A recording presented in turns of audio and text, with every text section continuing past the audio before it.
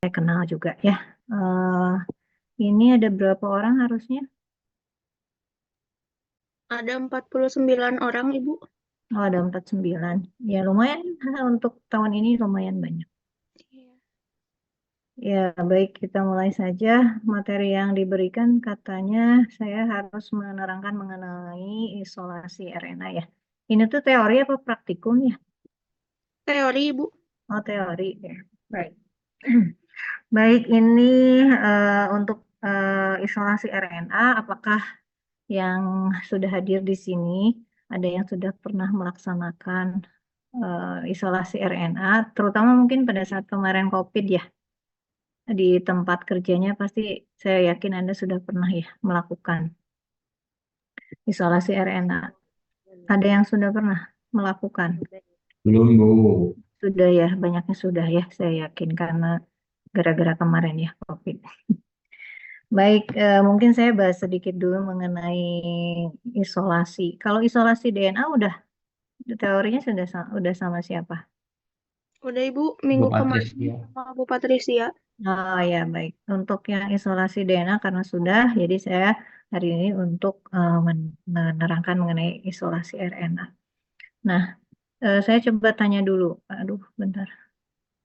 Untuk yang isolasi ya, eh, kira-kira ada yang tahu nggak isolasi itu apa?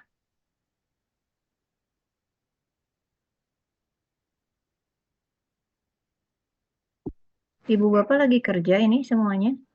Ini ada Rukmana juga. Ini semuanya sedang bekerja. Hadir, Bu.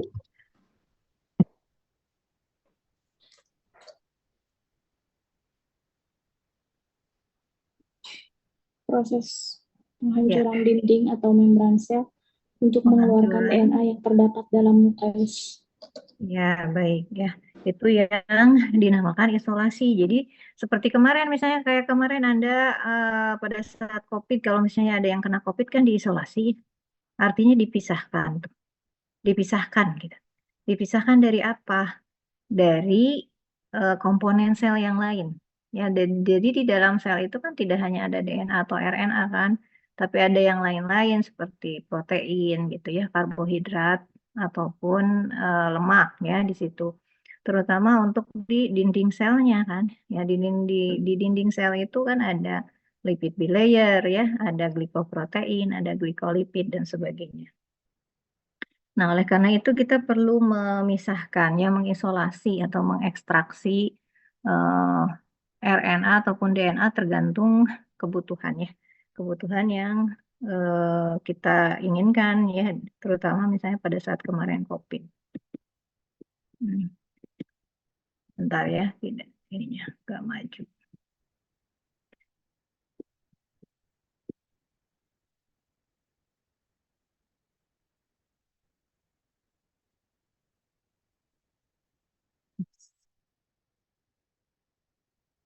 Oke, jadi untuk mengekstraksi atau memisahkan ya, memisahkan RNA ini kita perlu memisahkan dengan komponen kan ya, dengan komponen yang lain tadi yang sudah saya sebutkan, baik itu protein, karbohidrat ataupun lemak tadi. Nah, oleh karena itu biasanya pada saat isolasi RNA maka ada beberapa yang perlu dipisahkan gitu ya.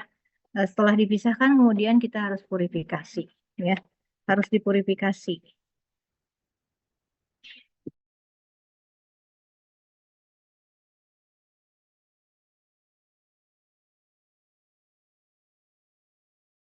Nah,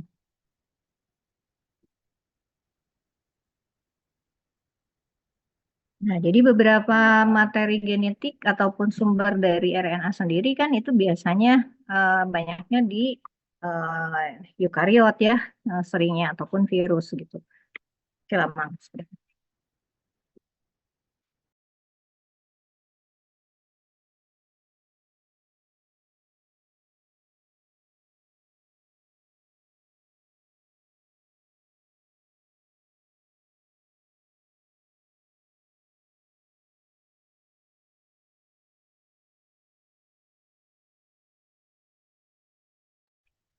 Ya baik, mohon maaf ya.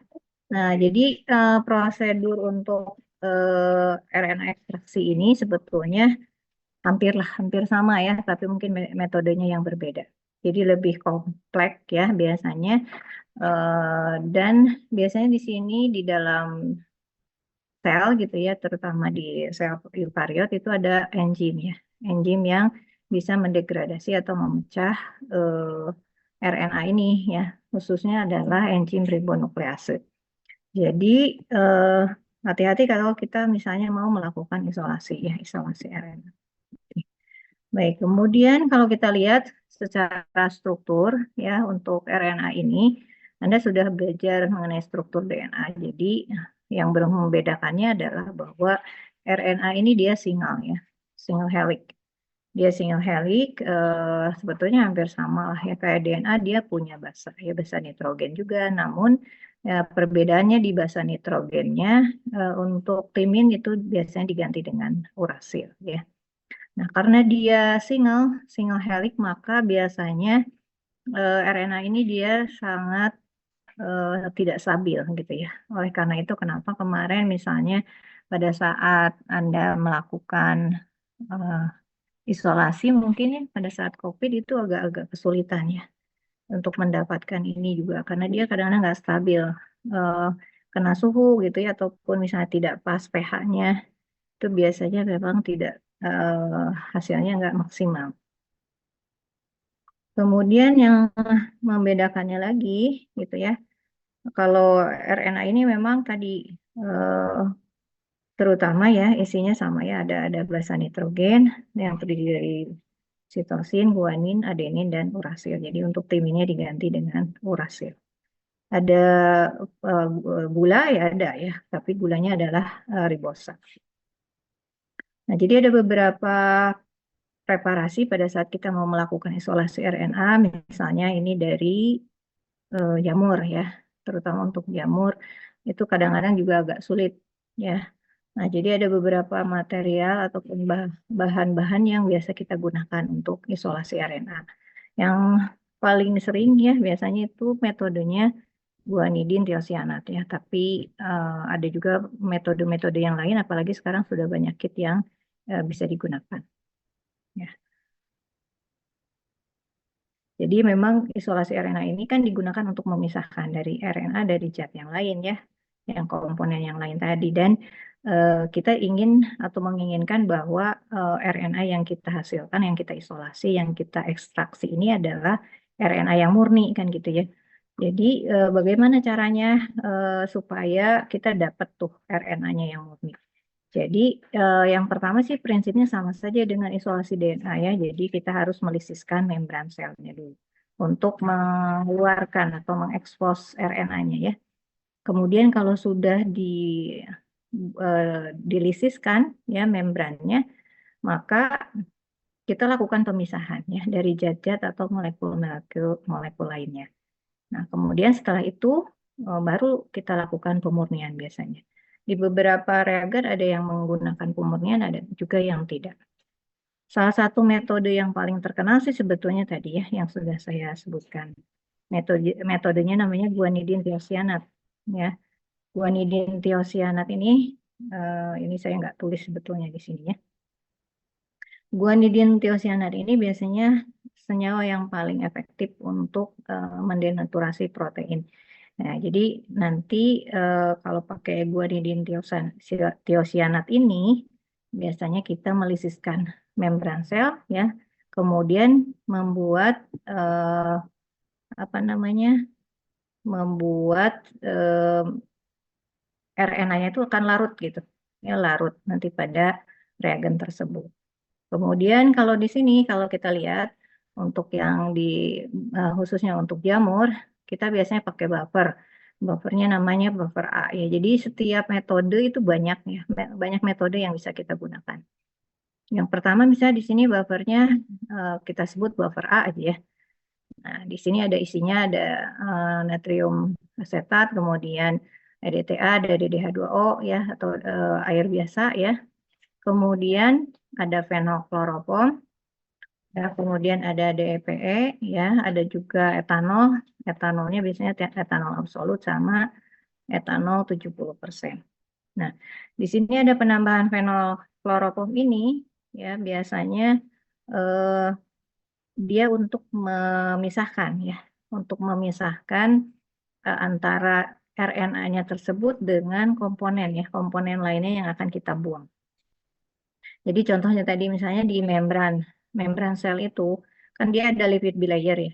Nah, kalau ada lipid bilayer eh, maka kita tambahkan fenolkloroform ini sehingga nanti si lipid bilayernya dia akan terikat sama fenolkloroform ketika nanti kita sentrifugasi maka dia akan mengendap ya tentunya. Kemudian penambahan DEPC ini gitu ya, tapi tergantung biasanya kadang-kadang kita nggak punya.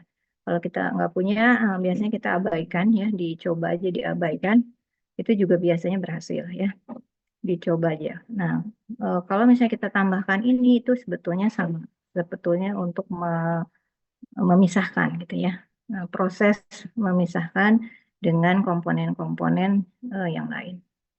Ditambahkan lagi etanol absolut sama etanol 70% itu sebetulnya untuk ngendapin gitu ya. Ngendapin RNA-nya.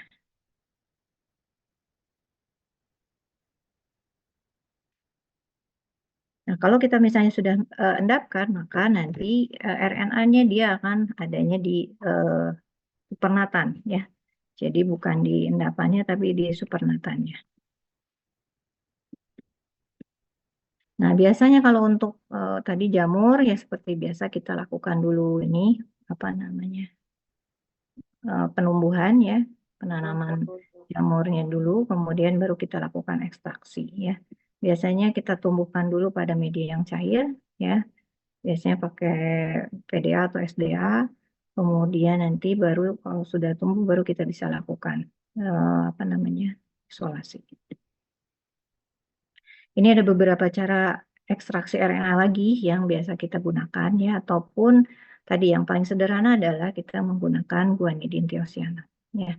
Nah, contoh untuk ekstraksi RNA ini biasanya kita masukkan sampel gitu ya. Kita masukkan sampel, kemudian eh, dihomogenkan ya dengan buffer A tadi, kemudian diportek, kemudian nanti disentrifugasi ya. Setelah sentrifugasi maka kita akan ada dua layer ya tentunya. Nah, untuk yang RNA-nya ya kita biasanya tambahkan juga, kita biasanya tambahkan juga RNase ya. Ataupun kalau untuk RNA ekstraksi itu biasanya kita nambahinnya DNase supaya nanti DNA-nya yang hilang tapi RNA-nya yang tidak gitu ya kebalikannya. Kemudian ini dilakukan 2 kali penambahan buffer lagi ya sekali lagi. Kemudian baru disentrifugasi ya.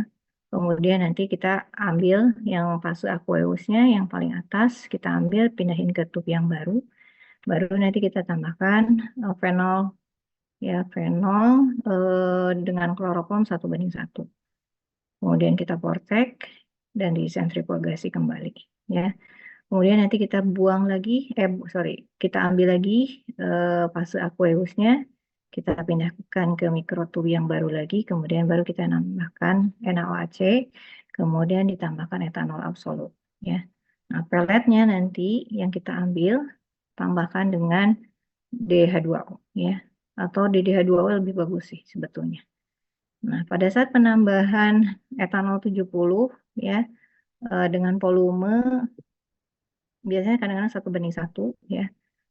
Ataupun karena ini pelet maka kita tambahkan 1 mili saja, 1 mili etanol. Kemudian kita portek, sentrifugasi selama 5 menit baru kita buang supernatannya kembali. Peletnya kita keringkan, kemudian nanti ditambahkan dengan DH2O. Kemudian disentrifugasi kembali ya. Setelah sentrifugasi tambahkan lagi 5 mikron RNA ya. Tambahkan dengan kurang lebih ya tadi 5 mikron RNA, kemudian tambahkan 495 mikron DH2. Ya, kemudian kita homogenkan, ya baru kita simpan. Atau bisa juga kalau kita menggunakan kit ya, kit yang biasa digunakan kalau di tempat kerja mungkin sudah ada ya, banyak yang sudah menggunakan ini. Nah, kemudian di sini kita masukkan ada buffer lysis, ya. Ini yang paling simpel karena kita sekarang sudah banyak menggunakan kitnya. Jadi Anda bisa menggunakan kit yang ada di tempat kerja Anda aja gitu. Kalau misalnya ada yang pakai manual, ya seperti yang tadi juga bisa. Tapi memang agak ribet ya dibandingkan menggunakan kit. Jadi Anda tambahkan lysis buffer, kemudian nanti ditambahkan dengan kloroform, ya. Setelah dilakukan apa namanya pemisahan, kemudian nanti ditambahkan dengan isopropanol, gitu ya. Kemudian ditambahkan etanol lagi. Ya, terakhir dengan DEPC. Nah, yang ada juga beberapa apa namanya prosedur ya, prosedur isolasi RNA ini pakai trizol ya, pakai trizol reagen yang di dalamnya sebetulnya gua ya isinya ataupun prosedur ini biasanya kita sebut dengan guanidin tiosianat fenol kloroform ekstraksi ya.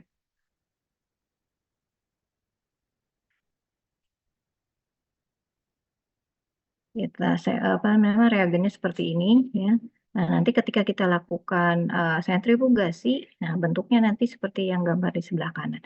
Jadi ada fase aqueousnya ya, di mana di paling atas itu dia ada RNA-nya, di interfase di tengah itu biasanya ada DNA-nya, dan yang bawah itu adalah eh, komponen lain ya yang selain kita inginkan. DNA juga kan karena kita tidak inginkan, maka nanti kita tidak akan ambil ya pada fase interfase ini. Jadi yang kita ambil adalah yang bagian aqueousnya. Nah, ini prosedurnya. Jadi kita tambahkan 1 ml trizol, ya, kemudian dihomogenisasi, kemudian nanti ditambahkan 200 mikroliter kloroform, ya, kemudian diportek dan disentrifugasi, kemudian kita transfer atau ambil fase yang paling atas yang diperkirakan ada RNA-nya ke tub yang baru, ya, kemudian diendapkan nanti RNA-nya menggunakan isopropan. Jadi ada beberapa reagen yang bisa digunakan untuk mengendapkan DNA ataupun RNA, ini sebetulnya hampir sama. Jadi biasanya kita pakai isopropanol atau etanol absolut ataupun etanol 70%. Kemudian kita sentrifugasi dan kita buang pernatannya, yang kita ambil adalah peletnya. Peletnya kita tambahkan etanol 70, kemudian kita flick ya. Jadi untuk menghomogenkan atau untuk melepaskan endapan ya si peletnya gitu ya. Setelah kita tambahkan etanol, kita lakukan dengan flick. Kemudian disentrifugasi ya. Kemudian kalau sudah disentrifugasi nanti supernatannya dibuang ya. Kemudian peletnya yang biasanya kita keringkan dulu. Ya, peletnya keringkan dulu. Kenapa harus kering? Supaya reagen-reagen yang sudah kita tambahkan tadi itu benar-benar tidak ada. Jadi benar-benar hanya RNA-nya saja yang ada ya di dalam pelet tersebut. Setelah itu sebelum kita gunakan maka kita lakukan penambahan DDH2O yang tidak ada RNase-nya ya. Jadi kalau ada RNase-nya berarti kan nanti akan mendegradasi RNA yang sudah kita isolasi tadi. Jadi beberapa teknik isolasi itu bisa menggunakan organic extraction, ada juga yang filter base, ada yang pakai magnetik. Mungkin sekarang di beberapa rumah sakit ataupun tempat penelitian gitu ya, mungkin sudah ada yang punya alatnya untuk menggunakan metode magnet. Kemudian ada yang metode yang secara langsung masih manual juga ya. Kemudian ada juga yang menggunakan liquid nitrogen ya. Ini yang menggunakan organik ekstraksi. Jadi apa namanya reagen organik yang biasa kita gunakan itu biasanya bisa jadi apa namanya buffer lysis ya. Buffer lysisnya isinya misalnya TrisACl sama EDTA ya. Nah, ini adalah gold standarnya, tapi sekarang sudah lebih mudah ya, banyak yang menggunakan gitu.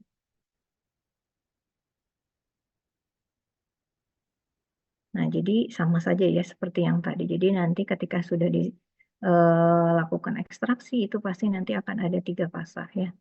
Aqueous, kemudian interfase sama organic phase-nya. Jadi nanti Yang kita ambil tetap yang ada di supernatan paling atas. Ya dipindahkan, kemudian disentrifugasi, endapkan dengan isopropanol, maka yang kita dapatkan adalah peletnya. Untuk kelebihan dari organik ekstraksi ini, gitu ya, ini paling mudah ya, dan katanya RNA-nya lebih stabil. Kemudian ini sebetulnya kadang-kadang juga metodenya yang agak sulit gitu ya, sangat sulit biasanya. Tapi kalau kita lakukan dengan hati-hati gitu ya, itu bisa saja mendapatkan hasil isolasi yang sangat bagus juga ya kalau manual biasanya. Lebih bagus lagi kalau kita menggunakan kit ya, kit isolasi. Nah, kalau misalnya kita menggunakan kultur sel gitu ya, ataupun misalnya dari bakteri ataupun yang lain-lainnya, maka kalau menggunakan kit itu seperti ini ya prosesnya. Jadi kita lakukan persiapan dulu, ya persiapan dulu selnya. Kemudian nanti kita masukkan ke dalam filtratnya kita masukkan ataupun sampelnya kita masukkan ya ke dalam kolom. Kemudian setelah itu nanti ketika sudah disentrifugasi, RNA-nya dia akan menempel pada matrik ya, menempel pada matrik yang ada di kitnya ini. Kemudian nanti kita lakukan pemurnian ya biasanya dengan cara menambahkan Wos buffer ya. Wos buffer kadang-kadang ada yang sampai 2 kali tergantung kit yang digunakan. Ada yang sampai 2 kali, ada juga yang cuma 1 kali.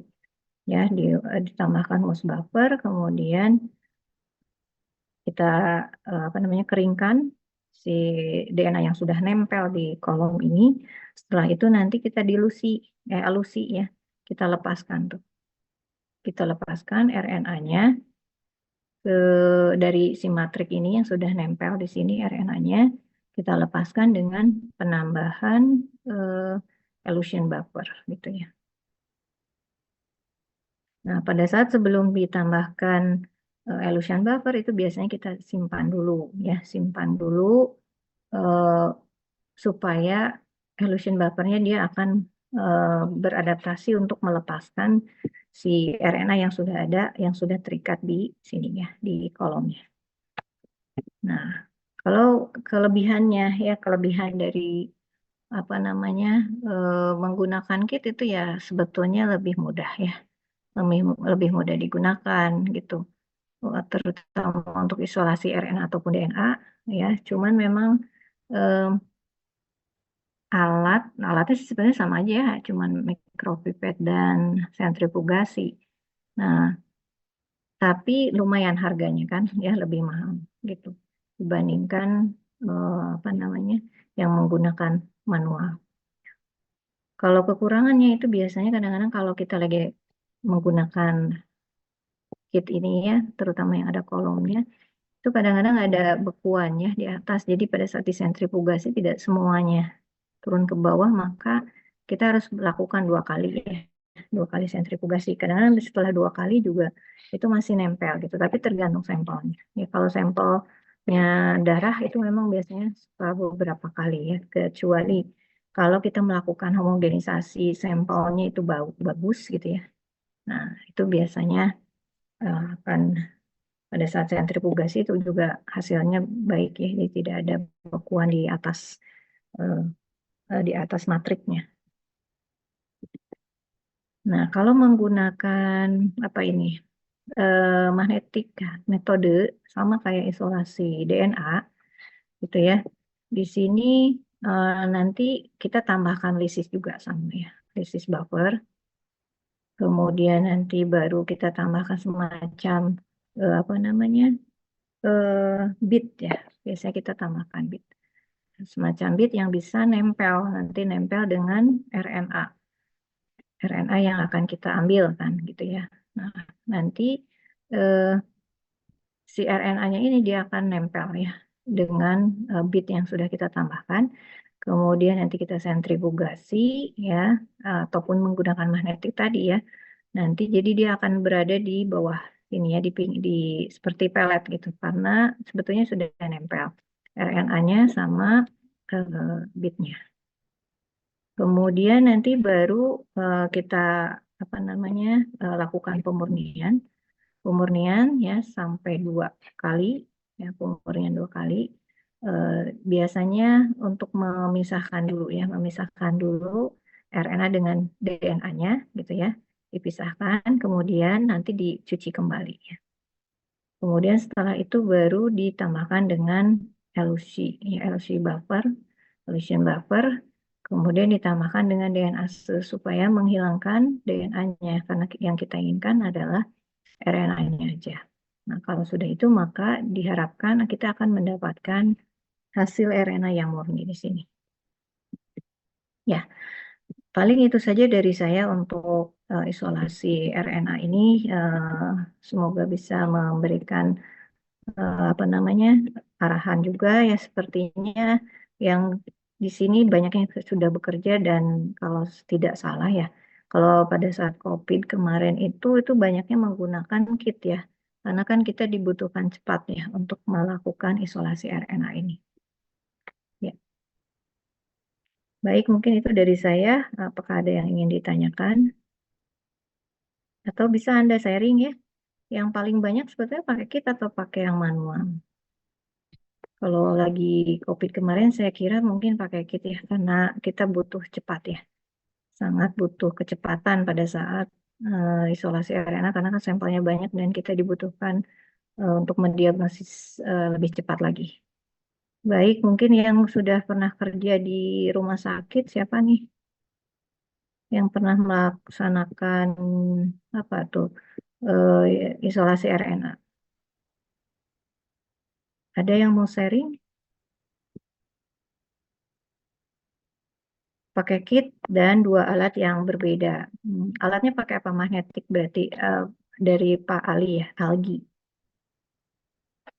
Oh, alatnya ya baik. Untuk RNA biasanya kita ada 2 step ya. Ya, ada yang kalau kemarin COVID itu kan kita mau ekstraksi RNA, kemudian setelah itu kita lakukan qPCR kan gitu ya, pakai real time PCR. Oleh karena itu ada 2 metode ya yang biasa digunakan. Ada yang one step, ada yang two step. Kalau yang one step Anda lakukan ekstraksinya langsung dengan dalam satu tube yang sama untuk masukkan ke real time-nya ya. Tapi kalau yang two step, nah seperti yang Pak Algi ini pakai 2 kit, pakai kit, kemudian 2 alat yang berbeda, satu alat ekstraksi terpisah. Jadi diekstraksi dulu, kemudian baru dimasukkan untuk menggunakan qPCR ya, betul ya Pak Algi. Pak Algi kerja di mana Pak Algi? Betul Ibu, nggak bisa ini ya, lagi pelayanan ya.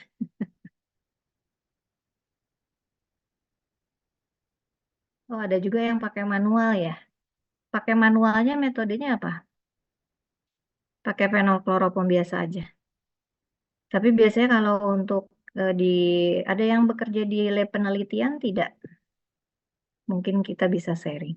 Ada, Bu. Ada di lab penelitian. Oh iya, Rian ya. Alis Rian tepang, berarti Ibu. di sana ada pakai manual juga ya, Rian. Untuk RNA tapi. RNA semuanya pakai kit, Bu. Ya karena kan mengerikan ya. Banyaknya yang patogen kan ya. Kebetulan kalau RNA tuh darah sih, Bu. Mm-mm. Bukan dari TB-nya. Ibu Oh ya, jadi ini pasiennya pasien normal berarti. lebih ke penelitian sih, Bu, Oh buat ya, nanti markernya. Ibu boleh tanya, enggak, mudah-mudahan bisa jawab. kemarin kan sempat ngelakuin penelitian ya terkait RNA. Jadi darahnya tuh dikasih treatment gitu di suhu ruang, suhu 20, -20 sampai -80. Hari pertama, kedua, dan ketiga. Nah, waktu hari pertama tuh, si sampel darahnya kan sampel darah EDTA ya, Bu. Mm-mm. Kebetulan mungkin perawatnya tuh nggak ngehomogenin dengan baik. Terus ada gumpalan-gumpalan gitu kan, Bu. Nah, Ya. waktu tahap pelisisan tuh nggak lisis gitu loh, jadi ada gumpalan-gumpalan kayak gitu. di vortex kencang gitu sampai dia benar-benar homogen. Pas dilihat hasil akhirnya tuh ternyata sampel pertama tuh kurang bagus gitu, jelek.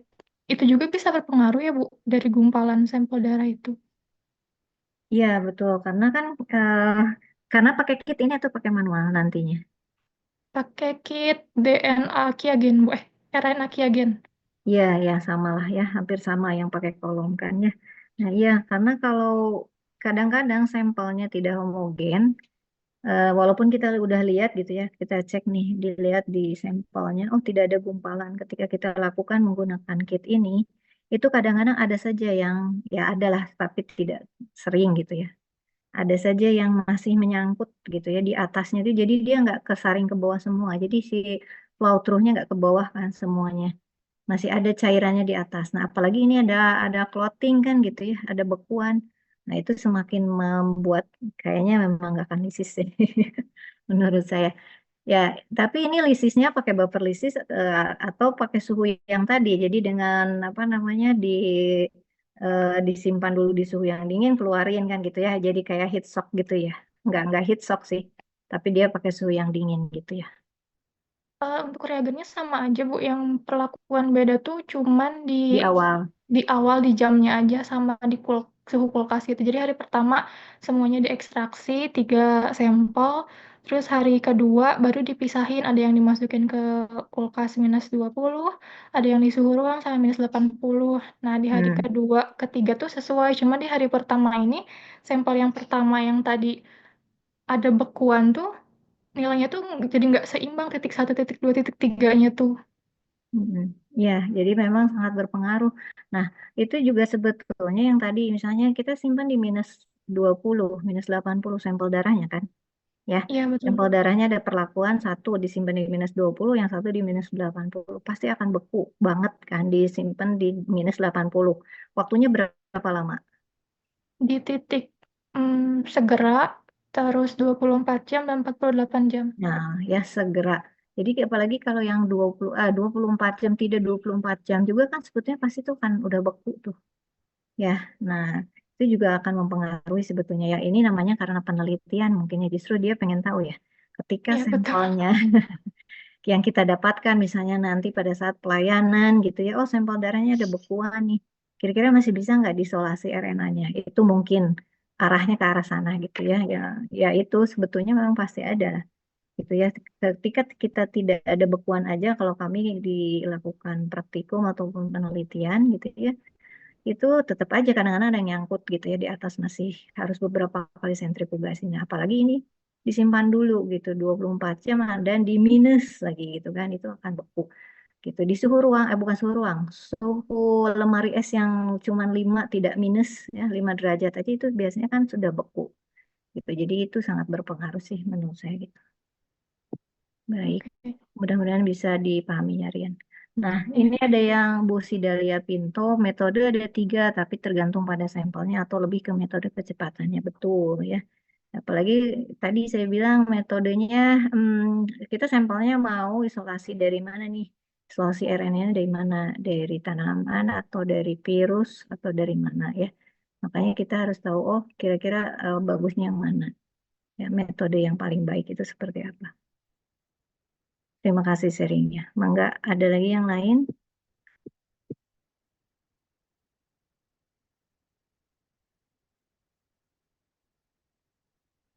Lagi pada kerja ya, jadi biasanya ngechat ya, jarang ada ya. Ya, nggak apa-apa. Baik, dari saya mungkin itu cukup. Ada lagi yang ingin ditanyakan? Jadi sebetulnya untuk isolasi DNA dan RNA yang perlu diperhatikan adalah tadi ya, kita harus tahu dulu struktur dari DNA sama RNA dan kestabilannya seperti apa. Karena RNA ini dia tidak stabil gitu ya, lebih tidak stabil, maka perlu ya tadi ada yang berbeda dari reagen ya, yang untuk penelitian ataupun untuk pengerjaan isolasi DNA ataupun RNA tadi. Itu mungkin. PJ-nya itu siapa ya? Tadi yang WA saya juga lupa namanya. Belum belum tahu nih siapa namanya.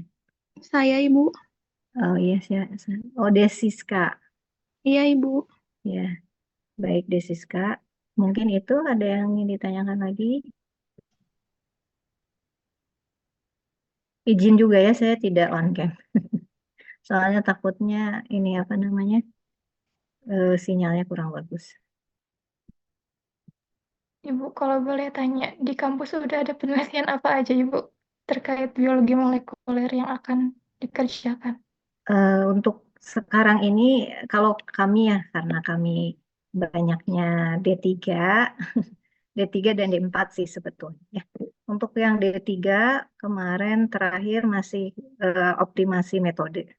Jadi banyaknya masih optimasi metode. Nah, namun sekarang kita sudah mulai bekerja sama dengan penelitian hematologi. Kita lagi coba untuk deteksi mutasi di talasemi, talasemi alfa sama beta. Kemudian kalau saya sih sebetulnya lebih ke arah TB. Ya masih ke arah TB walaupun ini kalau nggak salah ada anak bimbingan saya dulu ya. Arif ya, itu takutnya saya salah ya. Apakah Iya, Arif? betul, Bu. Betul ya. Arif kita dulu pakai Betul. MJIT ya, Arif ya. Iya, Bu. Betul, pakai Eh, MJIT. ya, Arif pakai MJIT kalau dulu dengan saya, namun sekarang saya masih bekerja sama dengan Puskesmas. Jadi cuman pakai Gene Expert aja karena kita belum punya. Jadi kerjasamalah dengan pihak Puskesmas, alatnya dari sana, kita ambil sampelnya dari sana, kita mengerjakan di sana gitu. Paling itu penelitiannya. Nah, kemarin juga ada beberapa untuk yang D4 itu lebih ke sebetulnya mengarahnya kan lebih bagusnya ya. Sebetulnya pengennya kita ngebandingin antara imunologi serologi dengan molekuler. Jadi kemarin ada deteksi interleukin 8 sama berapa ya? Yang sudah kemarin itu. Nah, kita cek untuk melihat tingkat keparahan dari si pasien DM ataupun DBD.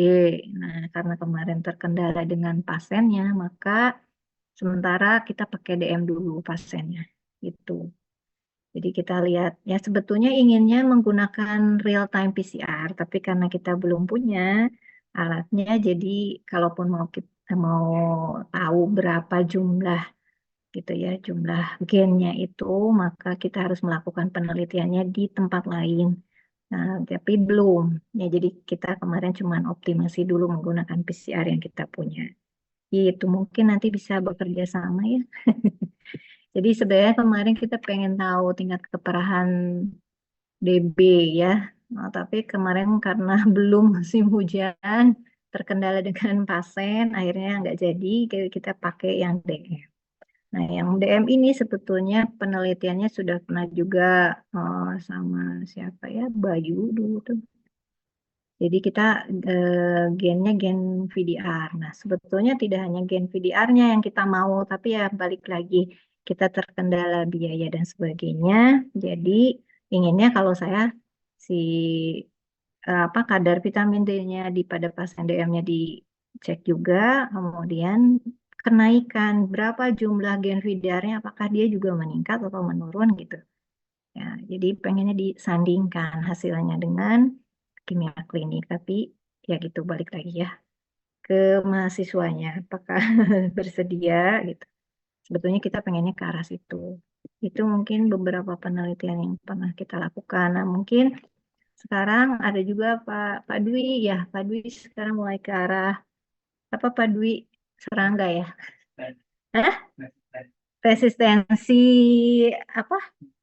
Insektisida. Nah, gitu ya pakai molekuler sekarang baru lagi itu. Itu untuk anak D3 ya rencananya. Oh, untuk saya doang. Ya, itulah Rian mungkin itu bisa sharing ataupun kalau menurut saya mungkin di tempat kerja Anda itu akan lebih banyak penelitian yang bisa diambil ya. Tapi ya enggak balik lagi. Nanti kan ada kuotanya juga ya untuk alih jenjang ini. Itu Ya, Ibu. mungkin ya. Sedikit sharing aja ya, Bu. Ya, Kemarin kan sempat ditawarin sama Rumah Sakit RSPI Jakarta. ya. Dan D3 kebetulan kata dokternya tuh sebenarnya tuh kami sekarang tuh membutuhkan D3 yang ahli di biologi molekuler gitu. Oh, Terus nanya, alhamdulillah. Nanti bisa sharing ya. ya, terus nanya kan, kamu dari mana, Poltekkes mana gitu. Rian jawab, saya dari Unjani, Pak. Terus saya bilang, kebetulan Unjani targetnya tuh lulusannya untuk ke biomol gitu. Dan terpaksa Rian nolak yang di RSPI itu karena Rian mentingin dulu kuliah kan.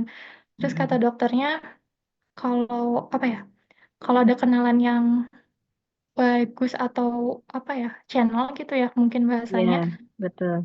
boleh untuk di-sharing-sharing gitu bahwa D3 TLM sekarang tuh atau D4-nya bagus gitu untuk biologi molekulernya. Pun sekarang kan ada BGSI ya Bu, diperpanjang untuk BGSI ya? ya BGSI itu tuh dari Kemenkes yang TB Bu untuk sequencing Illumina. Oh ya, Illumina sekarang emang lagi Ya, itu ya. nah itu tuh membutuhkan banyak teknisi kan Bu sebenarnya. Dan Ya, orang-orang yang udah terjun tuh kebanyakan milih TLM gitu karena handling sampelnya tuh lebih baik ketimbang biologi menurut ya, para betul. dokter gitu. Maaf ya, Jadi, kalau ada yang lulusan biologi, maaf. jadi ya itu disampaikan sama dokternya gitu. Jadi Rian sampaikan di sini untuk memotivasi adik-adik di sana ya Bu gitu untuk Boleh, boleh, boleh. Terima kasih infonya. Mungkin nanti iya bisa minta kontaknya gitu ya, supaya boleh Bu. mm-mm, supaya nanti anak ya adik-adiknya kan bisa masukin lah gitu ya ke sana. D3 ataupun D4 atau D3 saja. Kebetulan kemarin mintanya tuh D3 Hmm. per awal Agustus kalau nggak salah bilang ke Rian tuh. Terus tidak menutup kemungkinan untuk D4 juga gitu sih Bu. Mungkin Hmm. dokternya bilang buka aja ke platform-platform TB karena di situ tuh lagi banyak dibutuhin teknisi-teknisi untuk sequencing. Hmm, iya ya. Nah, untuk sequencing mungkin itu memang banyaknya D4 ya, karena D3 kita nggak, Ya, memang tidak ada di kurikulum gitu. Kalau D3 itu hanya sampai VCR gitu ya, sampai qPCR lah cukup. Nah, nanti kalau untuk D4 memang ada sequencing karena dia juga ada bioinformatik gitu. Nah, mungkin bisa nanti di-share-share ya. Terima kasih sharingnya, ya, Rian. sama-sama Ibu. Baik, ya Ibu Bapak, saya bilang Ibu Bapak ya karena memang di sini sudah banyak yang menikah, saya pasti saya tahu ya. Mangga ada yang lagi yang mau sharing atau cukup?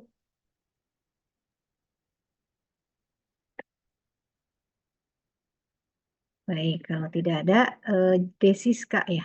Desiska, Desiska ini anak kita bukannya maksudnya dari dulu di Fitkes Unjani bukan ya? Iya, Ibu, betul. Oh iya benar. Ya saya mengingat namanya tapi orangnya lupa, maaf ya. Baik, mungkin Desiska cukup sampai sini aja ya. Iya, Oh, Ibu. ada yang ingin di-sharing lagi?